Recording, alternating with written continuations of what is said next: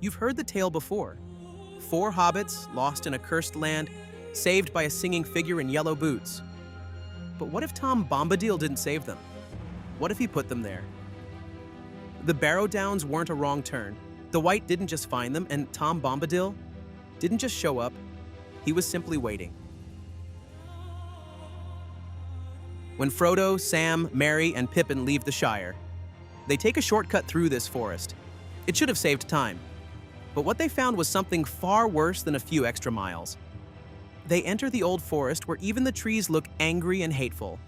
And then, out of nothing, they are swallowed up by the roots of Old Man Willow, their lives hanging by a thread. But then out of nowhere comes a man in a blue coat and yellow boots, singing nonsense, skipping through the forest like he doesn't even notice the danger. With a word, he commands the tree to let them go. And it does. The very next place the hobbits end up, after Bombadil points them in that direction, is the Barrow-downs, a place of death. A place where evil spirits known as Barrow-wights trap their victims, steal their warmth, and leave them to die. And the strange thing is, he doesn't stop it from happening. He knows where they're headed.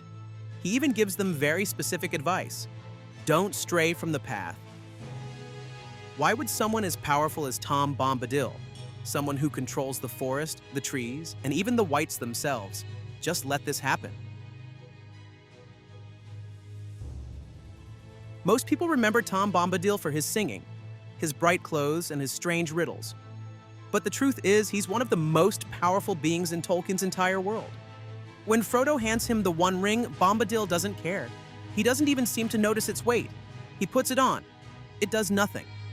Frodo tries to hide. Bombadil sees him instantly. Even Sauron can't do that.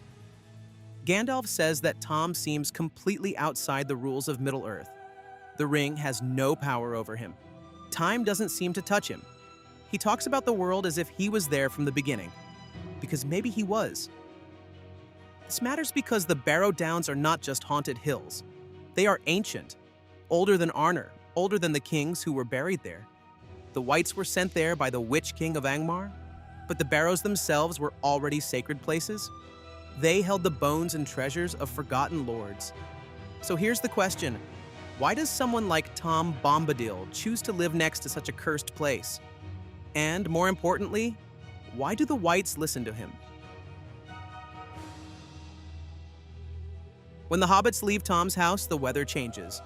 Fog rolls in and the path disappears. The hills shift and they get separated. And then, one by one, they are captured. Frodo wakes up inside a barrow, cold, afraid, his friends lying beside him unmoving, pale, dressed in white robes, swords laid across their necks. It looks like a sacrifice, a ritual, something very old and very dark. A voice speaks, deep and cold. Cold be hand and heart and bone, and cold be sleep under stone. Frodo grabs a sword, he cuts off the Wight's hand. Then he remembers something Tom Bombadil told him. A song, he sings it, louder and louder, until a voice answers. Tom arrives, cheerful as ever, and banishes the Wight without effort.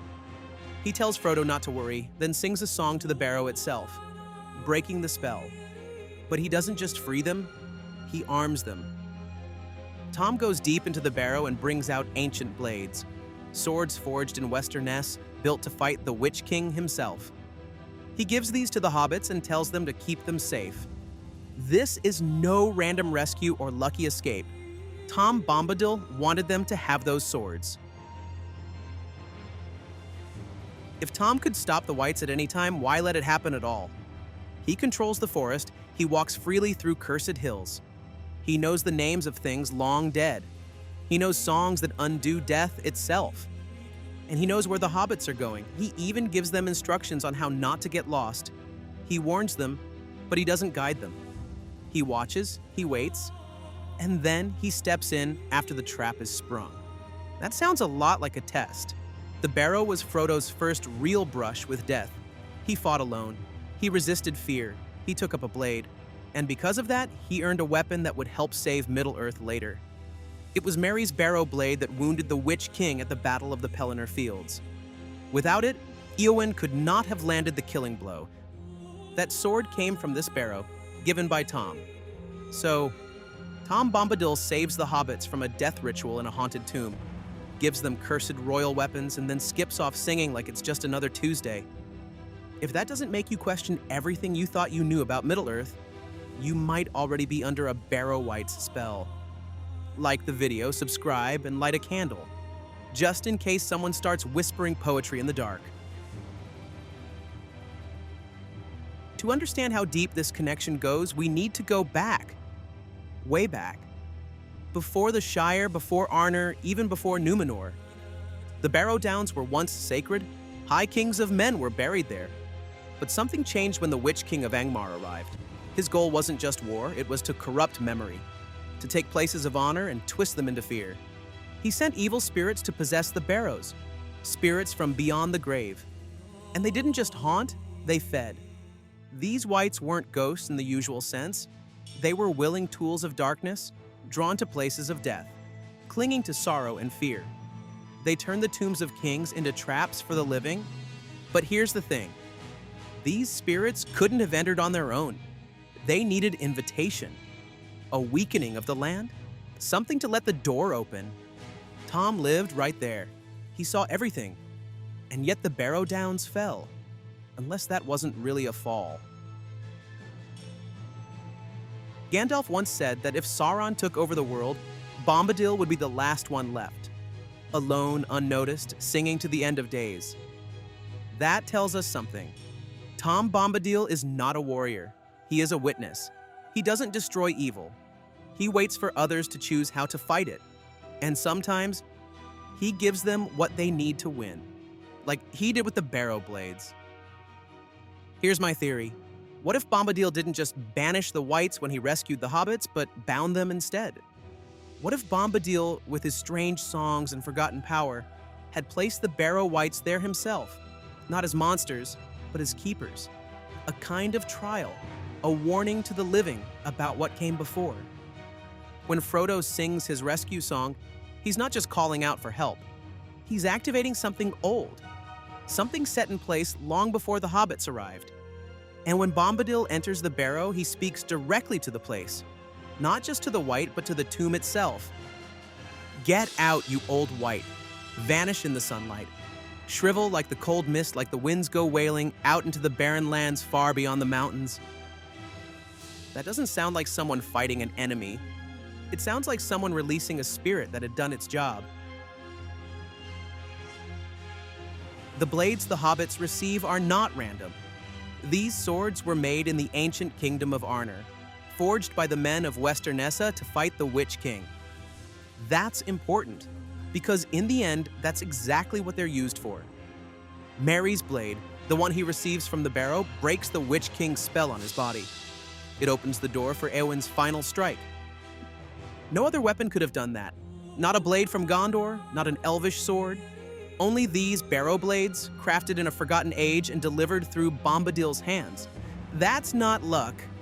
That's fate, or something close to it. And Bombadil is the one who sets it in motion. One way to look at the Barrow-downs is as a trap, a cruel obstacle on the Hobbit's journey. But another way to see it is as a test.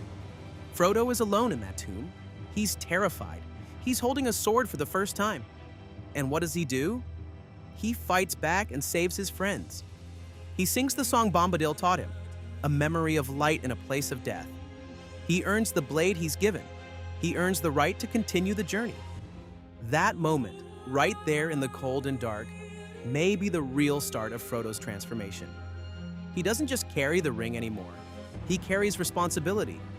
He knows what fear feels like, and he chooses courage anyway. That's not something Gandalf gave him, but possibly something Tom gave him. There's one last connection I'd like to mention. The Barrow-wights and Bombadil are complete opposites. One lives in silence and death, the other in song and life. But they both speak in verse. They both use rhythm and rhyme. The White spell is a poem, dark, cold, and slow. Bombadil's words are the opposite, warm, fast, and free. But the form is the same. It's almost as if they're speaking in the same ancient language. One meant to bind, the other meant to release. And that language may be the oldest power in Middle-earth, not fire or steel, but song, a power that shapes, names, and commands. And Bombadil knows it better than anyone. Tom Bombadil doesn't fight wars or even cares for kings or crowns. His part in Middle-earth is quieter, but just as important. He gives hobbits their first weapon. He sets them on a path. He shows them that fear can be faced. He proves that even the smallest can pass through shadow and come out stronger. And maybe, just maybe, the Barrow-wights aren't just ghosts. Maybe they're shadows of memory, ancient warnings, trials set by one who remembers.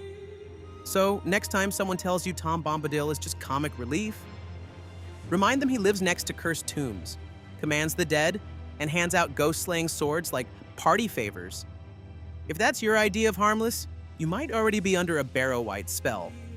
Like the video, subscribe, and ring the bell before Tom shows up singing outside your window.